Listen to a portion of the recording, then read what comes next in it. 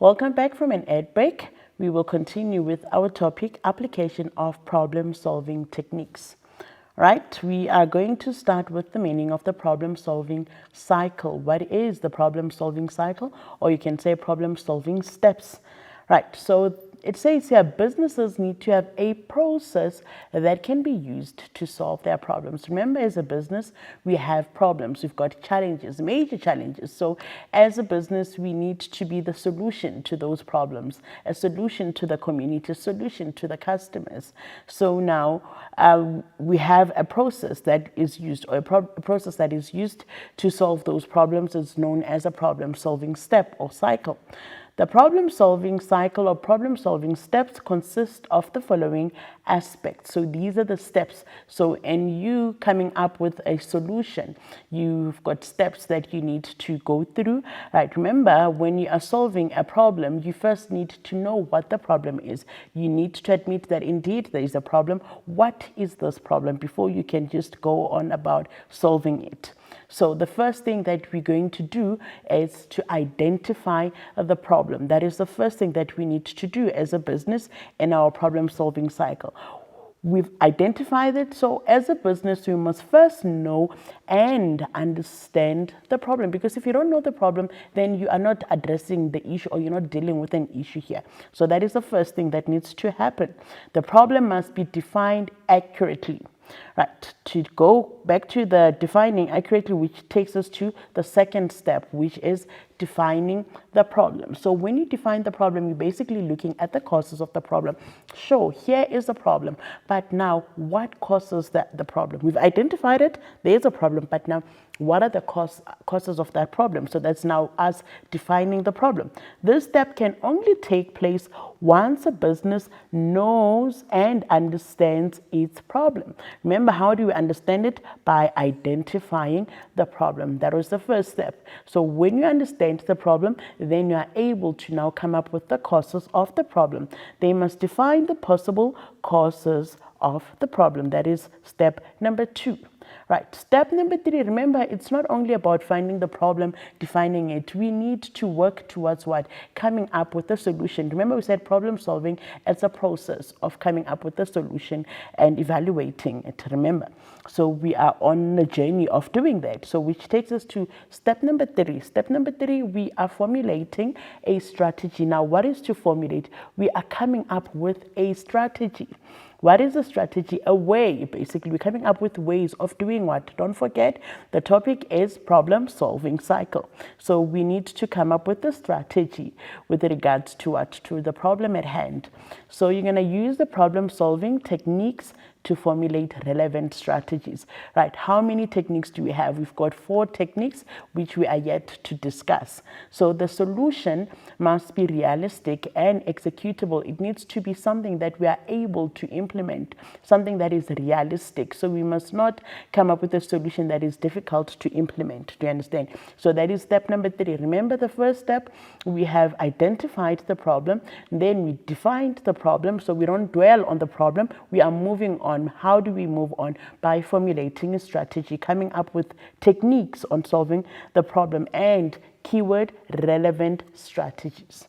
Then we go to number 4. Remember, we came up with strategies, not one strategy. So we need to now choose the best solution or choose the best strategy.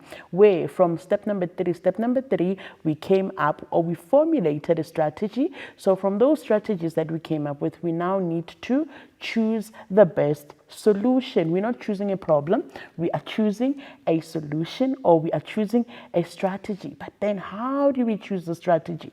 It says here, the best solution or strategy should match the size and the resources of the business. What does that mean? If the solution is not appropriate, they should go back to defining the problem. So now we are looking at what? We are looking at the problem versus what? Versus the solution.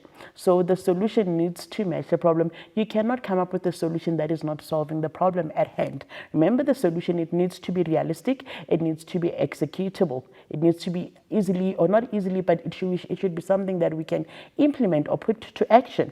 So if we cannot execute it, if it's not matching the size or the resources resources of the business, then it becomes a futile exercise. It means it's not something that we can rely on. So when you're choosing the best solution, you're looking at the problem at hand. Will the solution match the problem? Or sometimes you might find that the problem is bigger than the solution that we've come up with. So that is why it's difficult. I mean, it's very important that you choose the best solution, not just the solution, but the solution needs to be the best. How do you know that this is the best solution? Right. Remember, we spoke about evaluating it. Ne? You've evaluated your solutions, but we'll get to it just now. Right. So after choosing the best solution, you are now allocating the resources. What do we mean by resources? We're talking money here. We're talking staff members here. We're talking time. We're talking equipment here. How much is needed to execute this solution, or to implement the solution rather? What else is needed? So you need to allocate all of that. Hence, in our previous slide, we said, I'm going to take you back.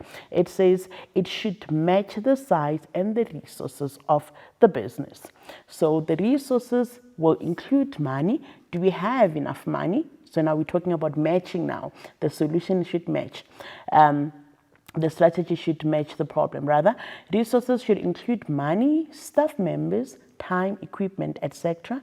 You need to communicate with employees so that they understand the strategy and know who will do each job. It's very important that the communication is clear. Everybody understands what is it that they're supposed to do. Hence, they say allocate the staff members so they know exactly what is at stake here. They know their responsibilities so that they can also account. Right, and then now, after allocating the resources, you need to implement the strategy. So by implementing, what do? We are putting to action. It's basically put to action. So implement the strategy. Remember, this is a strategy that we've evaluated, rather. This is a strategy that we understand that is the best solution, basically. So put the strategy into action and have necessary resources to implement the strategy. We spoke about the resources just above. This method and time of implementation, or the method rather and time of implementation, should be considered. Do you understand? So we've done our problem solving cycle. Those are the steps of problem solving cycle. Right. Secondly, just before we go on a quick break, we've got the techniques. If you remember, we said in order for us to choose the best solution, we have to use the problem solving techniques. So techniques could be the other word of what? Of methods. Maybe can say the methods. So we've got problem solving techniques. How many problem-solving techniques do you have? We are focusing on only 4 problem-solving techniques. There are our 4 problem-solving techniques. Nominal group technique, which is the first one. Secondly, it's brainstorming.